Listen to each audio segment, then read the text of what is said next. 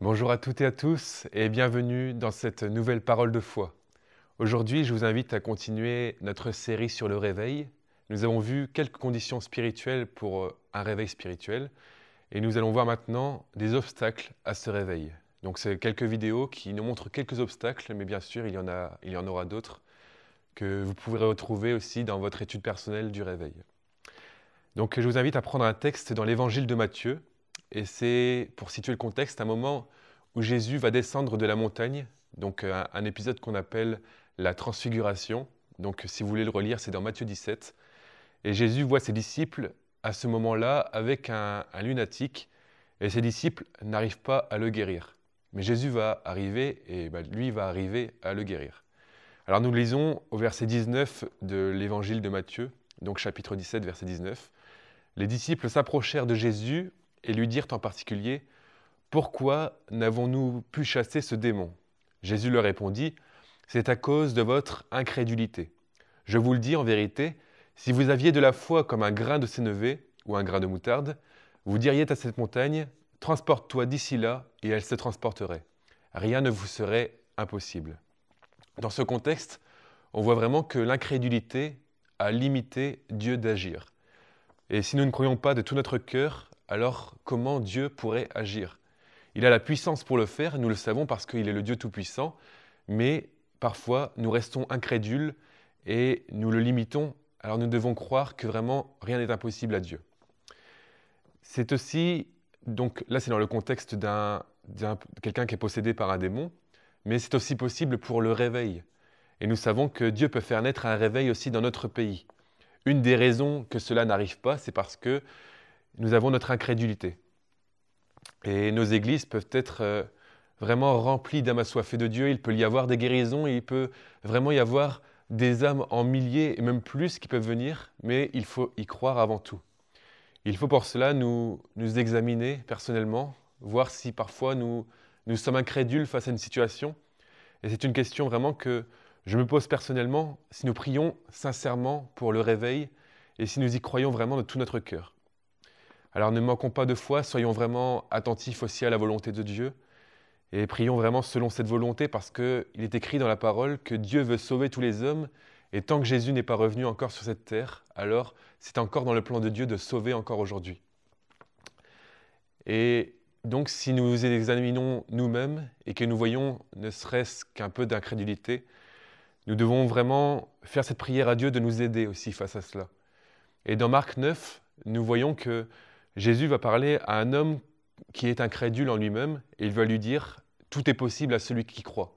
Et à cette parole, cet homme va lui faire cette prière, va lui dire « Viens au secours de mon incrédulité ».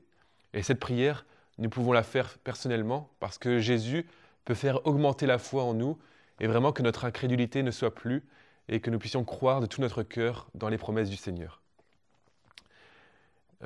Si nous croyons au réveil de tout notre cœur et si nous ne laissons pas le doute prendre la place, alors Dieu agira et que nous puissions vraiment avoir cette ferme assurance que Dieu va agir. Et il y a aussi les disciples qui ont fait cette prière au Seigneur pendant qu'il était avec eux. Ils ont dit « Augmente-nous la foi ». Alors que ce soit vraiment notre prière personnelle, que notre foi augmente et que nous ne soyons plus incrédules pour ne pas limiter Dieu aussi dans nos prières. Mais parfois, nous ne sommes pas toujours conscients de notre incrédulité. C'est pourquoi il faut vraiment être attentif. Il faut aussi discerner les sources de notre incrédulité. Et nous avons tendance à limiter Dieu dans nos prières. Et il faut vraiment se poser des questions. Pourquoi nous limitons Dieu? Et vraiment voir cela parce que nous avons parfois une mécanique aussi, une façon de faire. Et il faut vraiment discerner cela pour que ça change finalement. Et on va voir quelques-unes des sources de notre incrédulité. Il y en a une, c'est le temps. Parfois, l'exaucement aux prières met du temps à arriver et le temps passe et nous ne voyons pas du tout ce que nous demandons au Seigneur arriver. Et c'est là que l'incrédulité commence aussi à naître dans les cœurs. Nous devenons alors parfois comme oublieux face à ce non-exaucement apparent, mais n'oublions pas que le Seigneur, même quand nous le prions, et même si nous ne voyons pas qu'il agit, eh bien lui, il agit toujours, il est fidèle et il répond aux prières selon sa volonté. Même si le temps passe, nous devons continuer vraiment de croire que Dieu peut faire naître un réveil et le temps ne doit pas engendrer une incrédulité, mais vraiment que nous puissions continuer à croire. Une autre source, c'est ce que j'ai appelé ici l'ignorance. Parce que parfois, certaines personnes, certains, peut-être nous-mêmes, cherchent ou préfèrent rester dans l'ignorance et ne pas penser à un quelconque réveil. Et nous pensons alors que les réveils, c'était pour le passé, que c'est plus possible aujourd'hui, que nous ne pouvons plus le vivre. Pourtant, Dieu est vraiment le même que dans le passé. Le réveil qui a eu lieu au Pays de Galles, le réveil qui a eu lieu en France dans ces années de l'avant-guerre et pendant l'après-guerre, de la Seconde Guerre mondiale, eh bien, ce réveil est encore possible aujourd'hui. Et alors nous ne devons pas rester ignorants, mais croire que le réveil est aussi pour nous. Une autre source, c'est aussi l'habitude, parce que parfois nous nous sommes habitués à certaines choses, nous sommes rentrés peut-être dans une certaine routine et cela a entretenu en quelque sorte une forme d'incrédulité. Nous prions peut-être toujours de la même manière, nous avons peut-être des habitudes qui empêchent finalement ce réveil d'arriver, qui engendre aussi de l'incrédulité. Et nous sommes parfois aussi dans un confort. Nous sommes tellement bien dans notre confort que s'il y a un réveil, toutes ces choses seraient bouleversées. Les réunions pourraient durer des heures et des heures, il y en aurait plusieurs dans la journée, comme nous entendons parler dans les réveils du passé. Et cela peut-être nous empêcherait, enfin ça changerait nos habitudes, et ça serait peut-être compliqué aussi à vivre pour nous. Mais voyons que ça serait aussi bien, et nous voulons vraiment aspirer à vivre ce réveil et ne pas rester dans notre habitude et dans notre confort. Il y a aussi une autre source, et c'est la dernière que j'ai recensée ici, c'est l'influence du monde. Et cela nous montre que parfois, le monde cherche à nous influencer par des choses qui attirent premièrement le plaisir humain, mais nous ne devons pas laisser ces choses nous attirer, mais trouver plutôt notre plaisir en Dieu, pour ne pas stagner au niveau de notre foi, mais que notre foi grandisse. Et il serait terrible aussi de voir que le Seigneur a dit aux disciples, après avoir calmé la tempête, « Où est votre foi ?»